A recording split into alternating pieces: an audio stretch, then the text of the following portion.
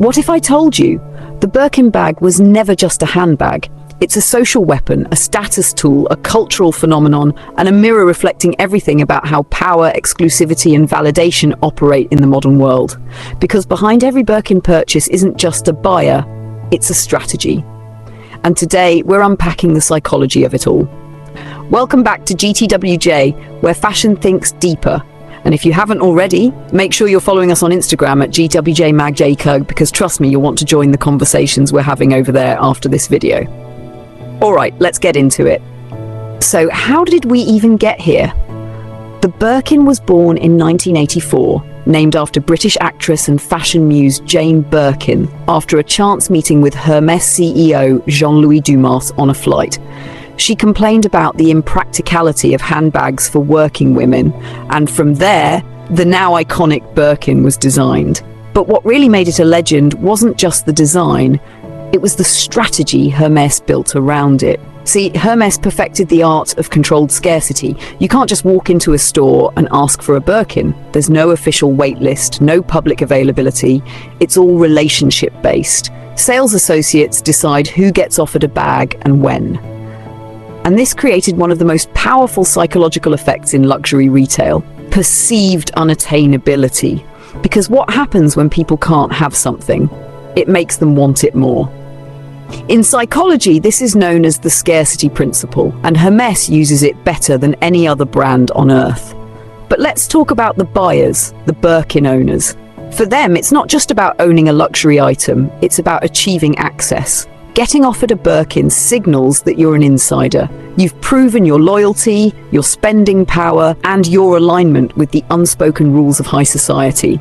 You don't just buy a Birkin, you earn one. It's part of why Birkins and Kellys often aren't even shown on shelves. They're reserved for the few, not the many. This created an elite hierarchy within fashion and luxury circles. Even within Birkin owners, there's a silent ranking. The rare leathers, the exotic skins, the limited edition colors, the Himalaya. Every version signals not just wealth, but position.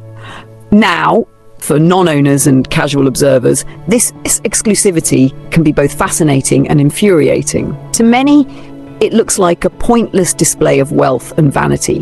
Why spend $20,000, $50,000, or even $300,000 on a bag you can't even carry freely without fear? But what critics often miss is that it's never just about the bag, it's about what it represents. Social capital, power, influence. In a world where visibility is currency, a Birkin does a lot of the speaking for you. And here's another interesting angle. In 2025, amidst viral Chinese factory exposés and online debates about production origins, many tried to paint Hermès as a scam or an illusion. But even those videos didn't really damage the brand's desirability. If anything, it increased it. Because when something is constantly talked about, criticized, and debated, it stays relevant. The controversy fuels the myth. And finally, let's talk about the psychology of those who consciously reject it. The people who roll their eyes at the hype, who call out the hierarchy, who label it elitist. Their rejection is also a power play. In psychology, this is called reactance, the desire to do the opposite of what's expected to reclaim a sense of control. So whether you love Birkins, despise them, aspire to own one, or couldn't care less, you're participating in the culture Hermès created. And that, right there, is the brilliance. It was never just about leather and stitching. It's about identity, validation, and control. If you found this breakdown interesting, make sure you hit that like button, subscribe, and drop your thoughts in the comments, because this conversation is far from over. And don't forget to follow at GTWJMag on Instagram for daily deep dives, fashion psychology, and insider luxury news. GTWJ, where fashion thinks deeper.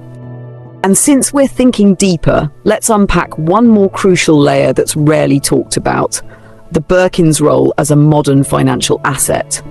In recent years, Birkins have quietly become one of the most stable alternative investments on the planet. Studies have shown that certain Birkin bags appreciate faster and more consistently than gold or the stock market. The resale market is thriving, with some rare Birkins fetching over 500% of their original retail value. Why? Because of the very psychological tactics Hermès built its house on: scarcity, exclusivity, craftsmanship mythology, and social validation, All of these elements combined turn a leather handbag into a speculative commodity. And the psychology behind collecting and flipping luxury bags mirrors the stock trader's mindset. It's not just about love for the object, it's strategy, status, and profit. And let's not forget gender dynamics at play here. In a world where traditional financial markets have historically favored men, high-end handbags like the Birkin became one of the few luxury assets where women not only dominated ownership but also set the resale market prices. Owning the right Hermès piece wasn't just about social capital, it was financial independence, a power move in a different language. Then there's the heirloom effect. Many Birkin owners don't view these bags as trendy accessories, but as legacy items passed down, gifted, or retained within families like fine jewelry. In a way, owning a Birkin is participating in a generational narrative. And now, in the age of social media hypervisibility, the psychological pull of being seen with one is stronger than ever. Content creators, influencers, even people with moderate followings know that a Birkin in the frame increases engagement, comments, DMs, and speculative conversations. It acts as a social unlock. It tells people, I'm someone you should watch. And yet, even for those who reject it, the act of publicly dismissing the Birkin still plays into Hermès's hands. The more controversial and divisive a luxury symbol becomes, the deeper it embeds itself in cultural conversation. This is why, even through pricing scandals, sourcing debates, and viral exposés, Hermès not only survives, it thrives. Because while luxury competitors chase trends, Hermès sells mythology, and mythology always outlives fashion. So the next time you see a Birkin bag, remember, it's never just about the leather. It's about identity, power, strategy, and the centuries-old game of social hierarchy dressed in French craftsmanship. If you're loving these kinds of breakdowns, like, hit subscribe, and follow us at GTJ Mag on Instagram. We're unpacking everything the fashion world doesn't want you to think too hard about. This is GTWJ, where fashion thinks deeper.